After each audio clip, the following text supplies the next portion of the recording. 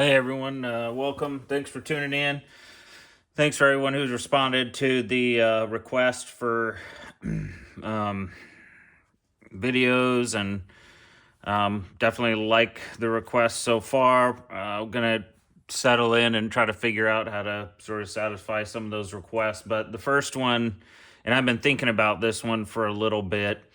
I've been recently mentoring a couple shooters, and some of the questions you get asked are like, well, what do you prioritize? Like, what's the big deal? If I learn this stuff, and I have this kind of learning curve, I'm not going to be able to do every single thing under the sun. But what are some big things I can do? Now, or learn first, so that I can get kind of my best bang for my buck right out the bat. I got a match in a couple weeks. Like, maybe I want to try one big thing and see what it does.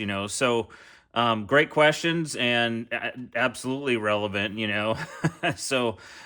This is, at this point in time, my rank of importance for reloading. For having good ammunition.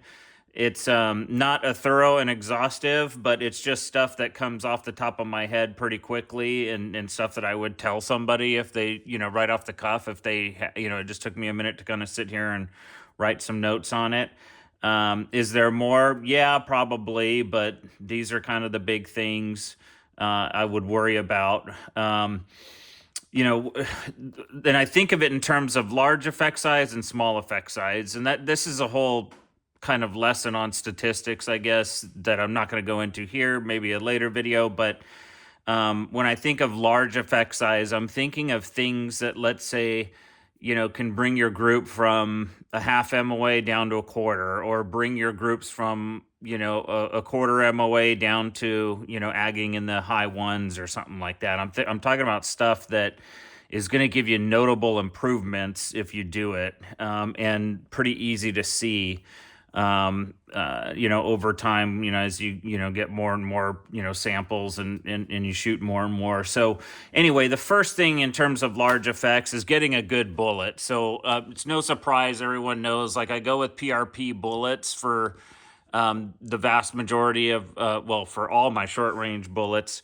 And For long range, this year I used Vapor Trail and Burgers, only because PRP, because the Paul Prosky, the owner, did not have something that I can use for the match. So I was like, well, come on, dude, I want to put PRP in the winner's circle for long range too. And he was like, well, shoot, don't have anything for you right now. So I went ahead into my existing stash and pulled from that. But anyway, good bullets are a big deal. I can't tell you how many times I have OAL sorted bullets, and have found with automated machine made bullets lots of variants, and definitely, like for example, getting a box of, let's say, 108s, and as I'm OAL sorting them, I find one that's really short, I throw it on the weight scale and it's a 105, stuff like that. It just, that stuff just really worries me. With like good PRP bullets, like, I don't really have to worry about that. They normally just shoot like really well right out the box. So I would say get your hands on some good high quality hand swaged bullets. There's a lot of pedigree, that goes into this. It's not just Paul Prosky is the name of the owner. He didn't just one day wake up and get started with this. He has, Lester Bruno, Gary Ocock, and just some incredible pedigree, right there. So he's learning and has really great mentors. So, with that pedigree, good practices are going to get handed down, and the bullets are going to be good, and they have been. They've certainly proven to be good. So definitely superb bullet. Put that on the list. Primer seating depth is the next one. When I did that comprehensive test of primer seating depth, I don't know how many multiple times I conducted testing on that, but definitely the first and largest one, with several 5-shot groups, large sample size, definitely showed that there's like an optimal anvil compression that you want to go for. And that one was huge. I mean, the effect size was pretty large. Actually, that year after I did all that study on primer seeing depth, I paid a lot of attention to that in my short range practice. and ended up getting shooter of the year that year, agging the best out of all the shooters here in the region, anyone who basically came up to shoot a match up here. So I know that, not only, with experimental stuff, but with actual shooting practice, like that was a huge deal, made a huge difference, not only experimentally, but also in the real world. Okay, and then the next one is appropriate powder. Okay, so and this could be a wide range. You hear people say, "Well, N133 is the best for short range," and it's like, well, LT32 is pretty darn good. Some of the other Alliant powders are pretty good. People will say, oh, you got to get 4198 for the 30 BR. Well, no, N130 is pretty good too. But, so you just want to get the appropriate powder for whatever application you're using, and I always try to get at least two, So, for example, the 600-yard long range nationals this year, I tried H 4895 and Varget, so I always try to get two powders for short range bench rest. N133 is usually my go-to, but I also have LT32 laying around. You never know. A barrel may just like a certain powder. Oddly enough, I've had one barrel that will only shoot good with Varget. Same bullet, same seating depth, same brass, same primer, blah, blah, blah. But it's like once I put H4350 in it, it just starts to shoot bullets, some barrels I have are just Varget barrels, 4895 just never works with them, but Varget does. So not only appropriate powder, but I would also give yourself at least two options, maybe three. I like to only go with two. I don't want to be too complicated. If a barrel's not firing one or the other, then it's just a dud as far as I'm concerned. Okay, and then with short range, you want 1/10 of a grain accuracy. And so, and I've talked to shooters about powder throwers, manual throwers, and it's like, yeah, those can work at 100 yards with a good tune window because they do have a pretty consistent margin of error. If it's a really good manual thrower, the consistent margin of error is small. If it's a crappy one, then the consistent margin of error is pretty big. But if you could get an electronic scale with 1/10 of grain of accuracy, and you're fine at 100, 200.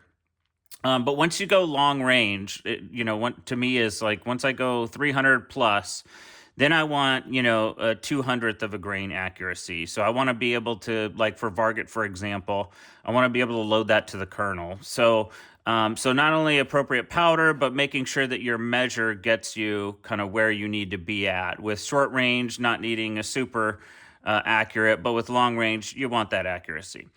Okay, and then brass, finally. That's the other thing. I've had some crappy brass in the day, and it's hard to tune with crappy brass. So you definitely want to get, at least great brass, great to, excellent and superb. You want something in that range, and so definitely pay attention to the brass you're getting. And also making sure that brass has a good sort of match to the reamer that you're using also. So for example, the biggest thing I found with reamers is the 200 datum line. Making sure that is, you don't get more than 1.5 thousandths clearance there. Otherwise you get, in my several samples, large samples, I've found clickers if it gets, too wide in that area. So, and clickers disturb the bags when you go to sort of crank that bolt up and all of a sudden it's hard to pull, you're going to get bag disturbance. So you don't want clickers. So making sure that not only you get great brass, but also the reamer that really kind of goes with that brass is important too. Okay, so those are kind of on the order of the large things. There's probably, maybe something I'm missing there, but that's sort of quick off the top of my head. What are some things that have medium to small effects? Primer weight sorting is one that has sort of a medium to small effect. Definitely on velocity. So this one I found is more ballistically related than it is precision related. And the precision is, kind of a more smaller effect. It's very subtle. You're not going to see it unless you're paying really close attention and you have large sample sizes. But definitely I'd say that one is worth it on the sort of medium to small effect spectrum. Sometimes when I've sorted primers, I find that there are some darn consistent lots of primers. And that I think, if you can just get lucky and get a real consistent lot, maybe you don't have to weight sort all 5,000 of them in that lot or something. Maybe you don't need to. I don't know. I still do, just because I have seen. Well, I've done several tests on this, and I just do not want to have any kind of weird, oh man, that was a real low one, or oh man, that one went high. Why? I don't want any unexplained vertical. So once I started weight sorting my primers, the year that I started doing that, I noticed incredible shrinkage of my vertical. I just at 100 and 200, just my vertical just almost went away. If I had vertical, it was probably due to something else, not necessarily, the primer, not being appropriately sorted. So definitely I saw an effect, realistically speaking, too, shooting matches where it was like, boy, I'm just not getting much, if any, vertical anymore. So that one I think had a more practical effect too. The other one is medium to small effect is OAL sorting longer bullets for long range matches. So I found that one to be important. When I did not do that practice, like I noticed my groups were bigger, and sometimes I would be out of the 10 ring, and I noticed once I started OAL sorting, all of a sudden my groups like shrunk in half, and I was hanging in that center ring pretty good. And Brian Litz actually did studies on this, and he's like, all you got to do is OAL sort them for a good immediate benefit. It doesn't take a whole heck of a long time. I mean, I think I sat down and OAL sorted 1,500 Berger 108s in a couple hours. I just grabbed my calipers and put my cups out, and bam, bam, bam, got them all done. And I noticed right after doing that in all my long range matches, boy, did my groups tighten up quite a bit. So that was definitely a good one. The other one I found was lubing the interior of the case neck inside there, and then lubing the bearing surface of the bullet. And what I use is Neo Lube 2. That is an alcohol-based lube solution. It goes on. I get a foam tip, a foam like Q-tip. Dip it in the Neo Lube 2, and just quickly, get it in there, turn it a little bit, done. Turn it a little bit, done. So I can literally load, 80, 90 rounds, or do 80, 90, lube 80, 90, pieces of brass and bullets in, less than 10 minutes. So it's not this like super arduous task. It's doesn't take a whole hell of a long time. My tests show that it does have, a small to medium effect on precision. And so I do that, and it doesn't take a whole heck of a lot of time, but I want that small additional benefit that I can get there from that. And then the other one is case head thickness sorting. And so that's another one I found. It's not a huge effect, but it's on the order of like small to medium. And it just gives me really good uniformity in terms of like ballistics and velocity. And what I do is I use a pin gauge. I've done videos on this already where I zero the calipers to the pin gauge, stick it in the brass, measure, and I get a case head thickness measure. And then what I do is I just sort those. So it's like, okay, the top has thinner ones, and then as you go down the rows, you have thicker ones. And then I just make sure that I keep all that brass together, and then that way there's relative uniformity in the case heads, okay?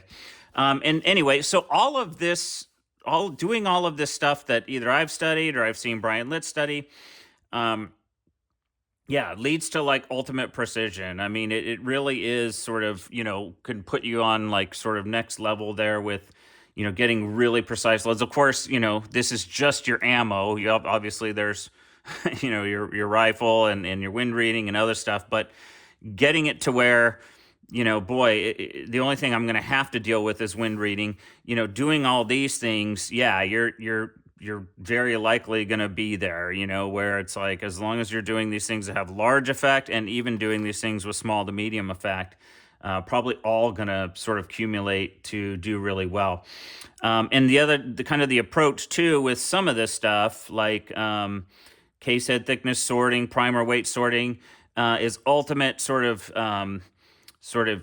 precision in ballistics. So when I shot like the shot marker, at the match where we shot, 3 heavy gun targets with 10 on each target, and then 3 light gun targets with 5 on each target. When I pulled up my SDs, standard deviation for the velocities, I mean, it was in like the low single digits, So essentially, what I'm doing with a lot of this stuff, some of this stuff is, making sure that ballistically speaking, stuff is extremely uniform and not producing a lot of variability in my ballistics. And so that's kind of like the first thing I think of, like this stuff is kind of doing that. And then I'm doing some other stuff here, primer seating depth, OAL sorting, doing some other things to now further get better precision. Okay. And so I kind of look at it that way, and so, definitely do what you can do to get really good ballistics, but also then do everything you can do to get great precision. And then I think that will put you, start getting you into next level now. And that next level too, I think it's important to get there, because when you're shooting, you really want to be in tune. You really want to have good, consistent ammo. That way, when you're shooting, the wind pulled that one that way, or the other factors now are at play. You don't have to worry about your ammunition potentially being a factor in what's going on. Okay, so it does that too, and it you get less baffled by it. I'll tell you, the first couple of years of me shooting short range bench rest, coming from a tactical PRS and NRL background. I was baffled quite a bit, with some things. And it wasn't until I was taught a lot of this stuff and started testing a lot of this on my own and finding, following the data and what is it telling me. It wasn't until then that I really became, okay, I'm no longer real perplexed about anything. I could pretty much quickly identify what the hell is wrong or what's going on or what caused what, and not really sort of be puzzled about it. Anyway, okay, well, hopefully that's helpful for you all. Please comment. Let me know what you think, what's important to you that you think is important. All right, everyone, take care. Have a good one.